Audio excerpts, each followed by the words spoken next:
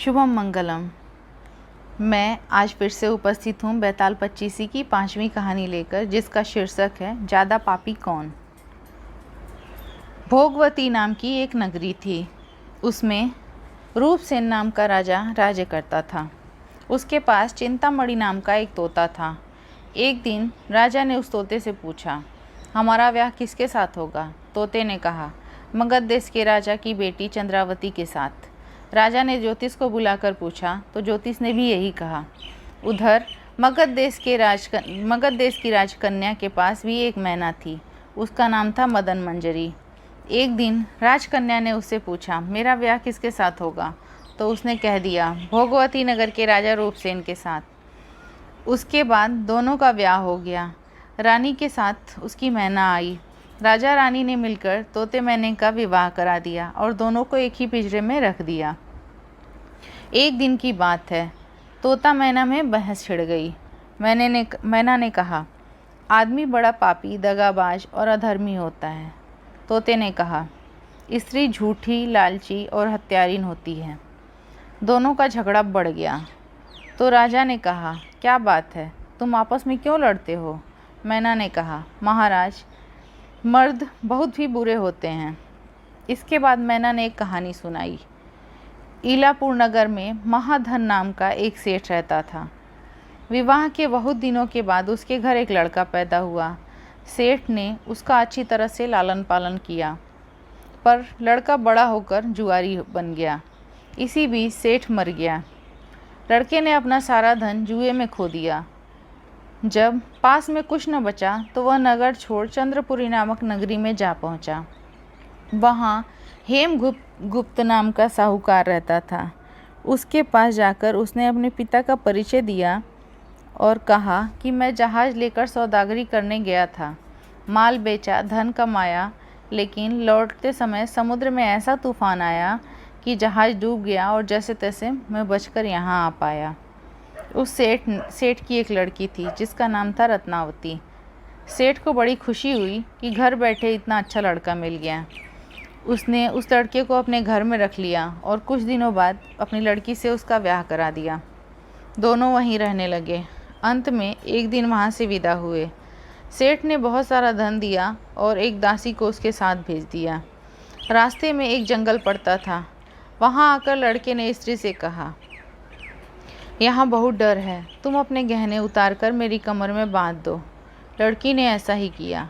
इसके बाद लड़के ने कहारों को धन देकर डोले वापस कर दिए और दासी को मारकर कुएं में फेंक दिया। फिर स्त्री को भी कुएं में पटक कर आगे बढ़ गया। स्त्री रोने लगी।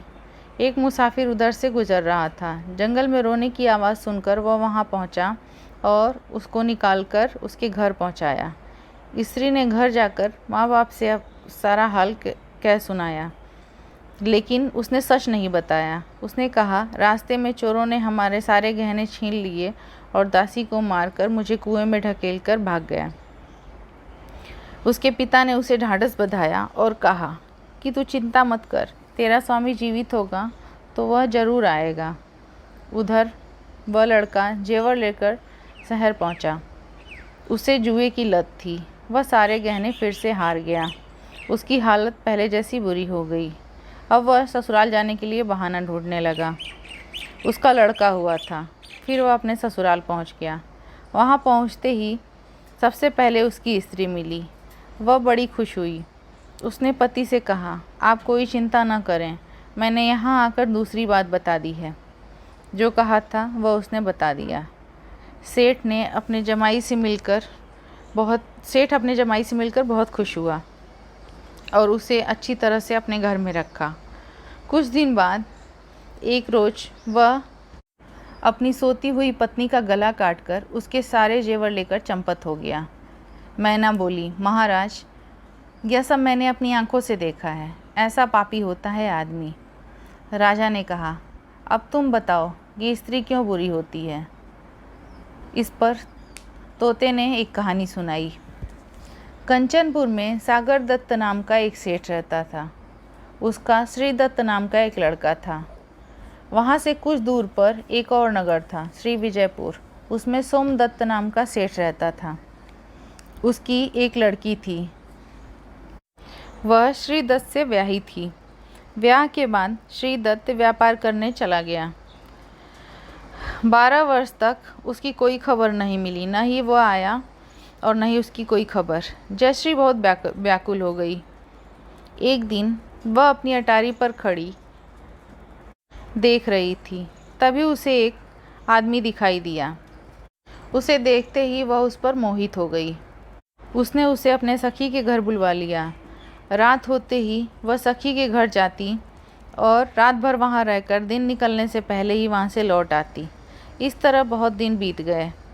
इसी बीच एक दिन उसका पति परदेश से लौट आया। स्त्री बड़ी दुखी हुई, वह क्या करे। पति हारा थका था। जल्दी ही उसकी आंख लग गई और स्त्री फिर उठकर अपनी सहेली के घर चली गई। रास्ते में एक चोर खड़ा था। वह देखने लगा कि स्त्री कहाँ जा रही है।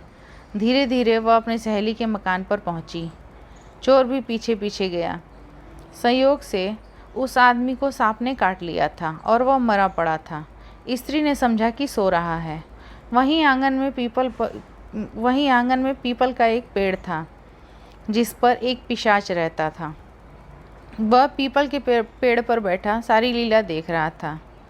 उसने उस आदमी के शरीर में प्रवेश करके उस स्त्री का नाक काट लिया और उस आदमी के देह से निकलकर पेड़ पर जा बैठा। स्त्री रोती हुई अपनी सहेली के पास गई। सहेली ने कहा कि तुम अपने पति के पास जाओ और वहाँ बैठकर रोने लगो। कोई पूछे तो कह देना कि पति ने तुम्हारा नाक काट लिया। उसने ऐसा ही किया। उसका रोना सुनकर लोग इकट्ठे हो गए। आदमी जाग उठा। उसे सारा हाल मालूम हुआ तो वह बड़ा दुखी हुआ। लड़की के पिता ने कोतवाल को खबर दे दी। कोतवाल उन सबको राजा के पास ले गया। लड़की की हालत देखकर राजा को बड़ा गुस्सा आया। उसने कहा, इस आदमी को सूली पर लटका दो। वह चोर वहाँ खड़ा सब कुछ देख रहा था। जब उसने देखा कि एक बेकसूर को सूली पर लटकाया जा रहा है तो उसने राजा के सामने जाकर सब कुछ सच सच बता दिया। राजा बोला कि हम तुम्हारी बात पर कैसे विश्वास कर लें। तो उस चोर ने कहा, अगर मेरी बात पर विश्वास न हो तो जाकर देख लीजिए, उस आदमी के मुंह में स्त्री की नाक है। राजा ने दिखवाया तो सारी बात सच निकली। इतना कहकर तोता बोला, हे राजा, स्त्रियां ऐसी होती हैं। राजा ने उस स्त्री का सर मुड़वाकर गधे पर बिठाकर सारे शहर में घुमाया और नगर से बाहर छुड़वा दिया। यह कहानी सुनाकर बैताल बोला, राजा बताओ कि दोनों में ज़्यादा पापी कौन है। राजा ने कहा, स्त्री। बैताल ने पूछा, क्यों और कैसे। राजा ने कहा, मर्द कैसा ही हो उसे धर्म का थोड़ा बहुत विचार रहता ही है, स्त्री को नहीं रहता, इसलिए वह अधिक पापीन है। राजा के इतना कहते ही बैताल फिर से पेड़ पर जा लटका। राजा लौट कर गया और उसे पकड़कर लाया। रास्ते में बैताल ने फिर से अगली कहानी शुरू की। तो अगली कहानी अगले भाग में। अगर कहानी अच्छी लगी हो तो लाइक कर दें, सब्सक्राइब कर लें, शेयर कर दें और ये भी बताएं कि आपको ज़्यादा पापी कौन लगा। कमेंट बॉक्स में कमेंट करके मुझे ज़रूर बताएं। धन्यवाद आप लोगों का।